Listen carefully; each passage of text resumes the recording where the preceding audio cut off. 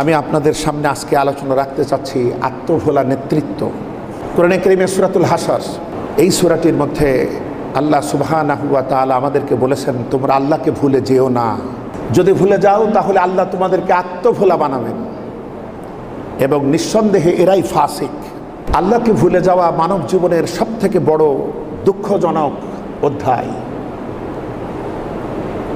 এর থেকে ব্যর্থতা কিচ্ছু হতে পারে না। তিনি আমাদের সর্বদাই মনে রাখছেন।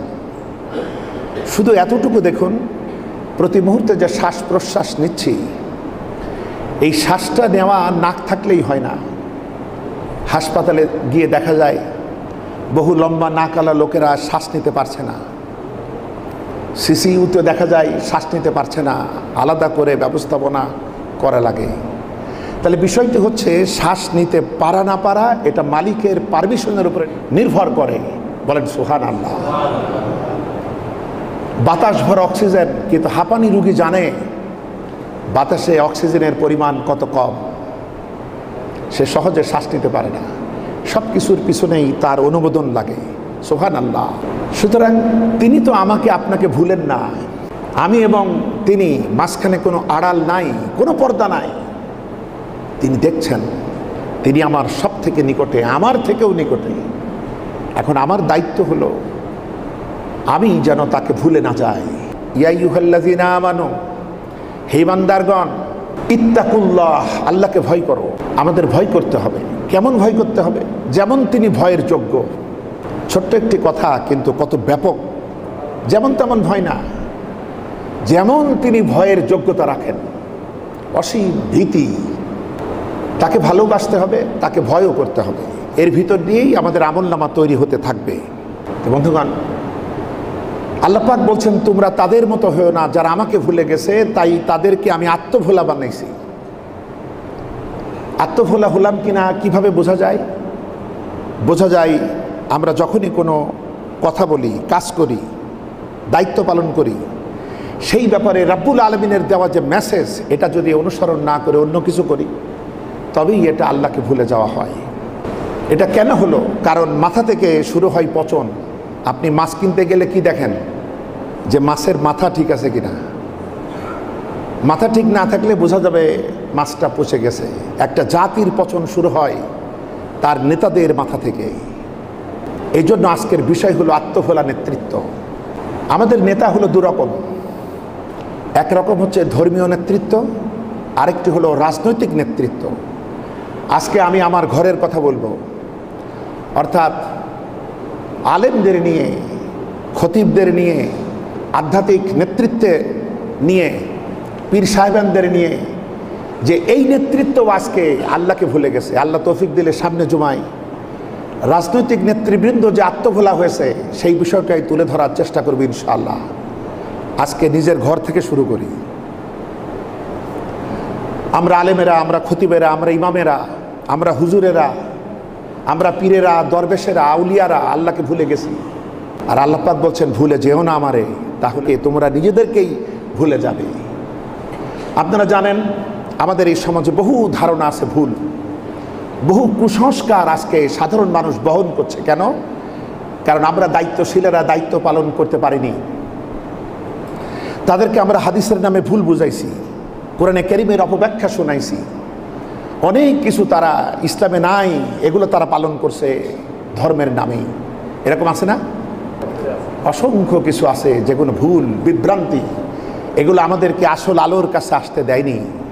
তার কারণ আমাদের ধর্মীয় নেতা যারা, যাদেরকে আমরা হৃদয়ের সবটুকু দিয়ে শ্রদ্ধা করলাম, ভালোবাসলাম, বিনা যাচাই বাছাই বিশ্বাস করলাম। এটা কিভাবে শুরু করা হলো? ধর্মীয় নেতারা ময়দানে বলে ফেললো, হুজুরের ভুল ধরাও ভুল। ভক্তরা মনে করলো, তাই তো, হুজুরের তো কোনো ভুল ধরা যাবে না। ভুল ধরতে গেলেই বলা হবে বিয়াদব, আদব কায়দা নাই।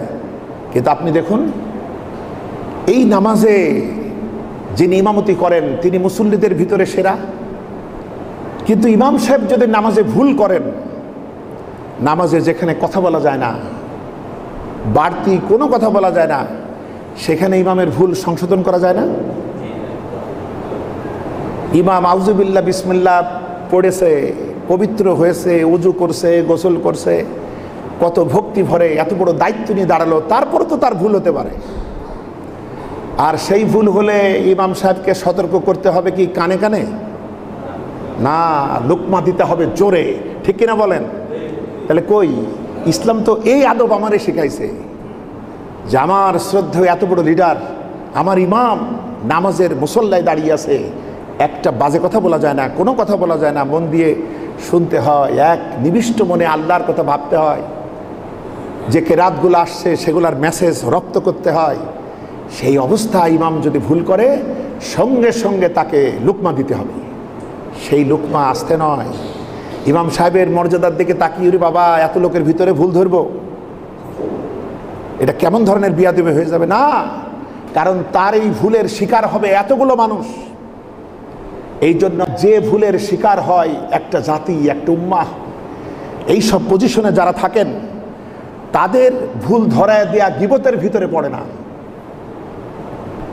এই জন্য গিবত কি আর ঘিভাত কি এটা আমাদের বুঝতে হবে, যে কারণ তার ভুলের কারণে মহা দুর্গতি নেমে আসবে সবার।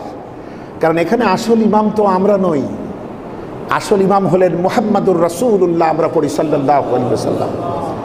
আমরা শুধু তাকেই অনুসরণ করার চেষ্টা করছি।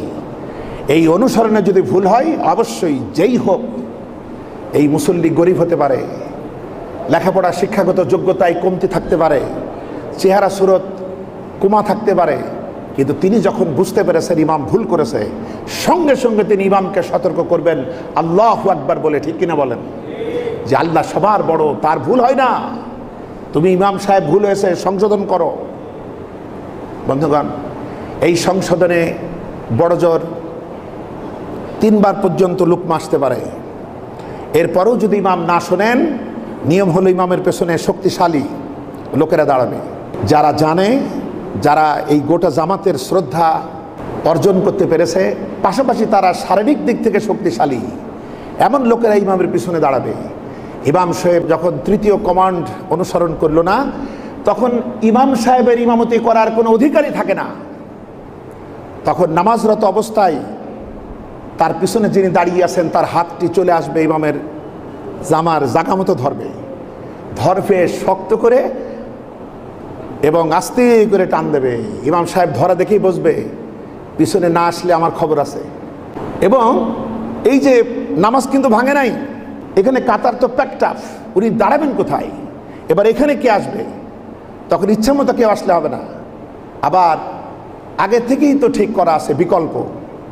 তখন ওই পাশের দুজন আরেকজনকে ইশারা করে দেবে পিছের দিক থেকে যে তুমি যাও, মুখে বলবে না। সে নামাজরত অবস্থায় ইমামতের আসনে দাঁড়াবেন, আর ওই ফাঁকা জায়গাটায় ইমাম সাহেব দাঁড়িয়ে মুক্তাদি হবে। কারণ ইমাম সাহেব যখন ইসলামী নীতিমালা ভঙ্গন করেছে তখন তার আর অধিকার নেই ইমামতি করার। এই যে সতর্ক করলাম এটা প্রকাশ্যে, এটাই হলো ইসলামী আদব, বলেন আলহামদুলিল্লাহ। সুতরাং হুজুরের ভুল ধরা ভুল, এই কথা কই আমাদের বেশিরভাগ জনতাকে অন্ধ বিশ্বাসের ভিতরে কলুর বলদের মতো এক শ্রেণীর হুজুররা ঘুরাচ্ছে। সবাই না, ভালো জিনিসেরই নকল বের হয়। শ্রদ্ধার আসনগুলাতে কিছু সংখ্যক মতলববাজি লোকেরা এগুলা দখল করার জন্য নানা রকমের কাজ করছে এবং তারা বলেছে হুজুরের ভুল ধরা ভুল। এইটা আরেকটা ভুল। বরং আমাদের বিচার্য বিষয় হচ্ছে আল্লাহ এবং তার রাসূল, বলেন আলহামদুলিল্লাহ। এই বিধিবিধানের এক চুল উল্টো পাল্টা হলেই মুসল্লিরা ছাড় দেওয়ার কথা নয়, এটাই আদব। এটা না করলেই আমরা সব ধরা খেয়ে যাব।